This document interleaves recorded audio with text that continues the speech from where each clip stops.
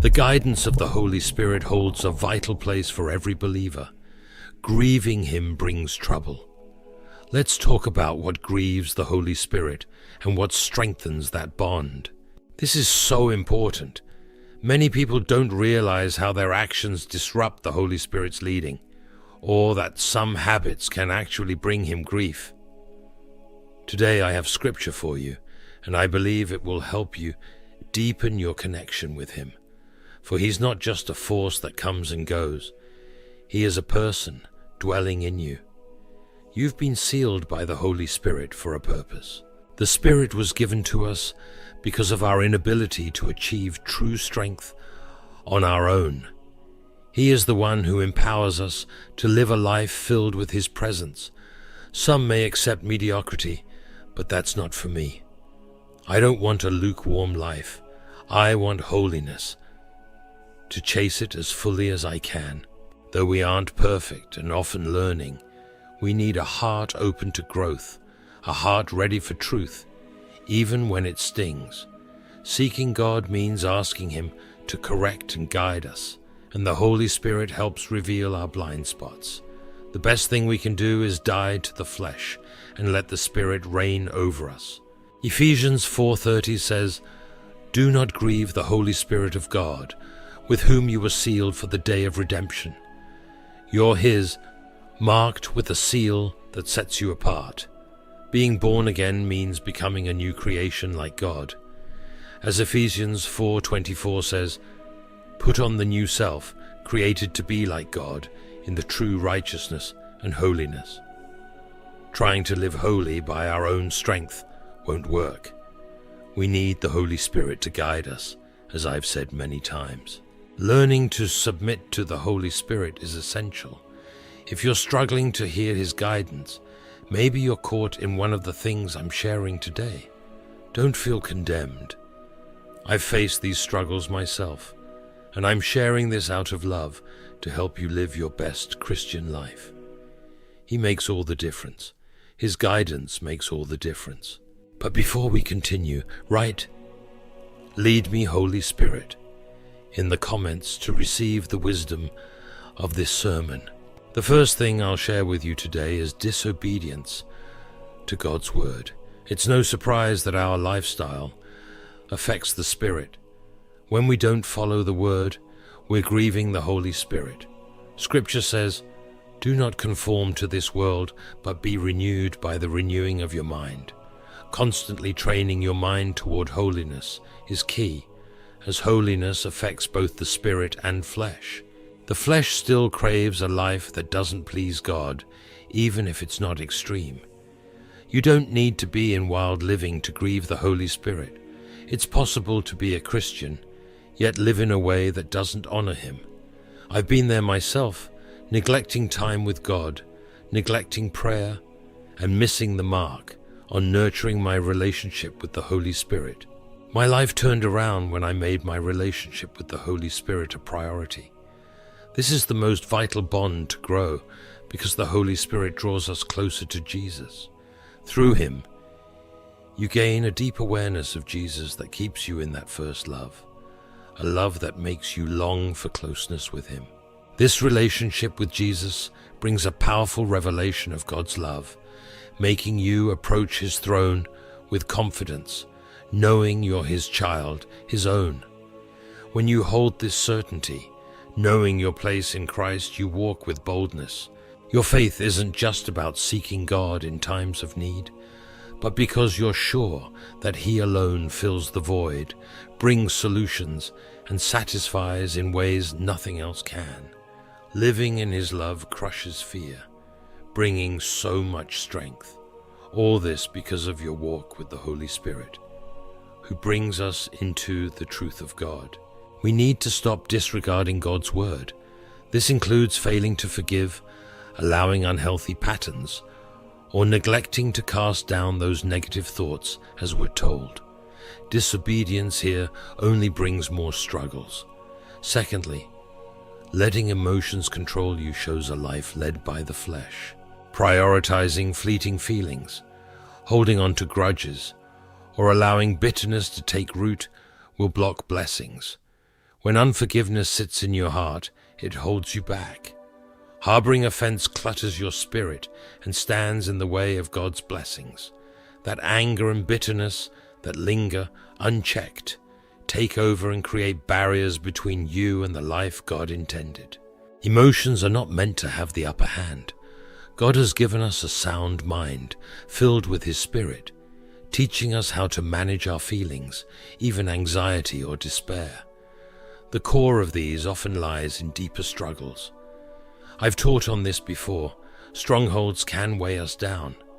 But if we don't learn to release hurt and forgive, then even if we're praying, reading the Bible, or going to church, that bitterness remains, stemming from past pains or offenses. Forgiving isn't easy, especially when someone close causes pain, but it's essential. Everyone faces hurt. The real growth is in learning to let go quickly. Over time, I found it hard to get offended, and that strength comes from knowing my worth in Christ. With my identity set in Him, I'm more concerned about living for God than for the opinions of others. Yes, there'll be criticism, hurtful actions, but moving on and forgiving frees you to receive from God. I refuse to let offense stop me from hearing the Holy Spirit. That's my treasure, my strength, my comfort. His voice, His guidance means more to me than any offense or wrong done against me or my family. That's where my focus is. I'm after God's blessings. I'm committed to fulfilling His will for my life. I won't let minor slights steal that from me.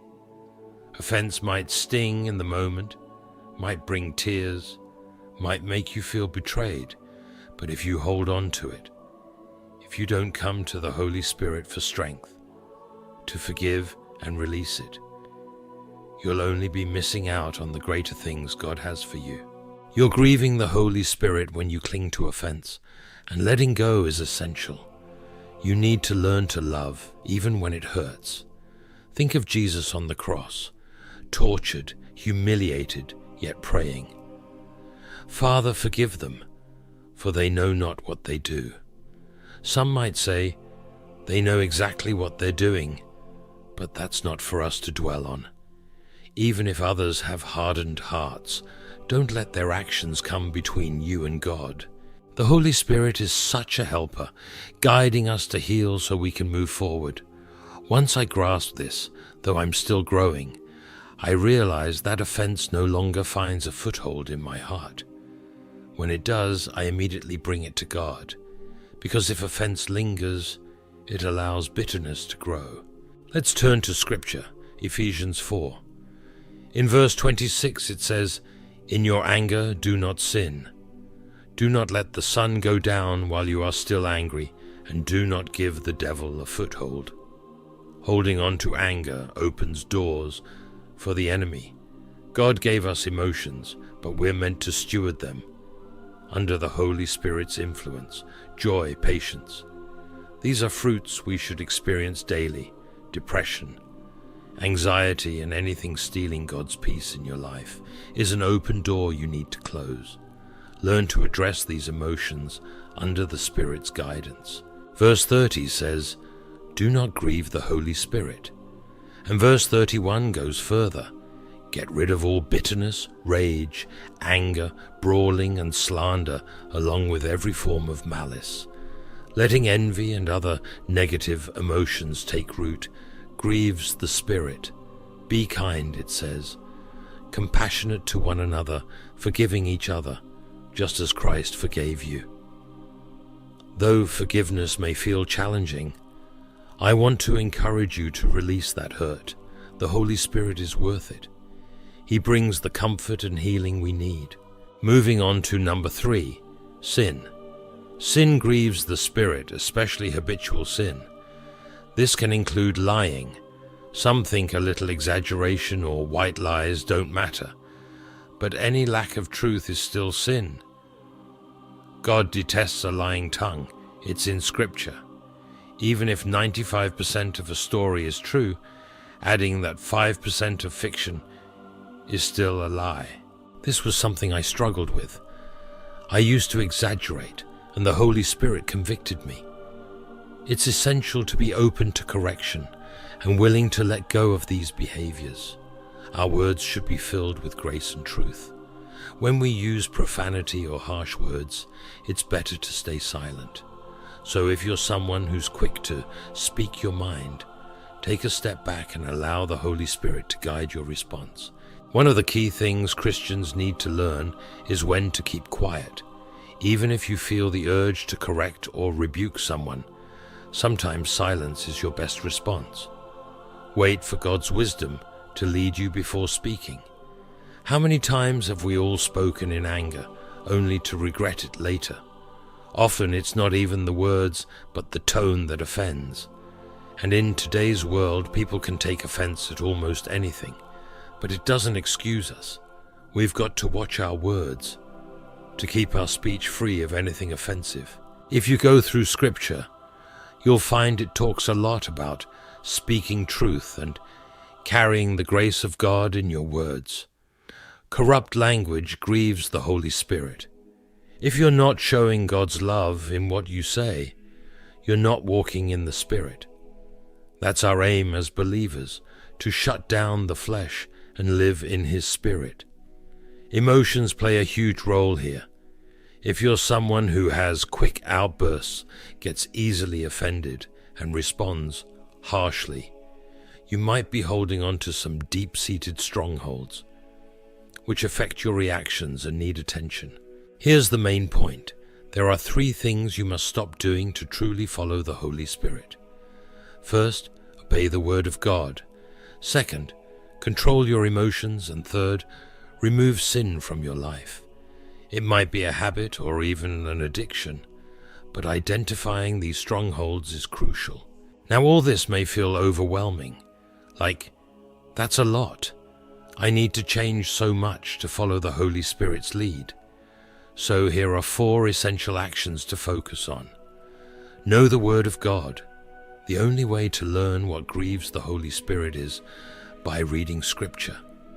The Word guides you in righteous living and shows you how to avoid grieving Him. Now, number 2, you need to learn how to guard your heart. When you guard your heart, you're putting the things in place that keep your heart and mind focused on holiness. Guarding your heart is also guarding your mind because it affects what you allow in. What you let into your mind shapes your thoughts, and those thoughts impact your emotions, either lifting you up or pulling you down. Guarding your heart protects everything flowing from it, like the Word says. So be diligent. Pay attention to what's getting into your heart and mind.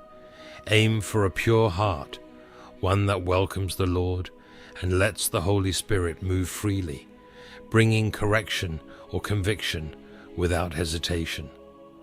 A heart that's quick to repent and open to God's voice is one that's truly guarded. When you protect your heart from distractions, you'll find it much easier to recognize God's voice. You'll pick up on the Holy Spirit's guidance every day, not just once in a while. That's how it's meant to be, hearing His voice daily. Now, number 3, be ready to obey the Holy Spirit in whatever He's leading you to do. Quick obedience strengthens your connection with Him and opens more understanding of His will. Many struggle to know God's will for their lives. While God's general will is in Scripture, He also has personal plans just for you. There's an anointing on your life for something unique that God wants to use to glorify Him, advance His kingdom, and support the body of Christ. You'll sense that call and flow in the Spirit's gifts more clearly when your heart is guarded, your mind is in the Word, and you're quick to follow through on what He asks. Ignoring the Holy Spirit's promptings grieves Him, so learning to obey, even if it feels uncomfortable, is crucial. This is especially true when you're moving in the gifts. Sometimes the Spirit's leading feels new and unfamiliar, but allowing Him to use you, whether to deliver someone or pray for them, is part of honoring God. It's an amazing experience to be used by the Holy Spirit to bring freedom or healing to others. And lastly, number 4, Let the Holy Spirit lead your prayers. Before you pray, invite the Holy Spirit to guide you. Often I start with Scripture and then pray in the Spirit, using tongues if you have that gift. Praying in the Spirit can open up a deeper connection. But even if you don't pray in tongues, ask the Holy Spirit to guide your words. He'll often bring up things you hadn't planned to pray about, or he might lead you to pray for someone you barely know. When you come to pray, remember to ask the Holy Spirit what he wants you to pray about. Speak Scripture, declare the Word of God, and allow the Holy Spirit to direct your words. If you pray in tongues, let that flow too. The other day he led me to the book of Titus. I spent time throughout the day reading and rereading it, and by evening, I saw something I'd missed before. That's the Holy Spirit. He teaches us in ways we couldn't see on our own. We want our prayers to be empowered by the Spirit. Those are the prayers that bring results. There's a time for every type of prayer: asking, thanksgiving, intercession. But each time I pray, I start by saying, "Holy Spirit, lead me in prayer." Or I might even ask, "Where do you want me to read today?" If you let him guide you, he'll show you exactly where to focus. It doesn't have to be a whole chapter. Even a single verse can reveal something powerful when you meditate on it all day.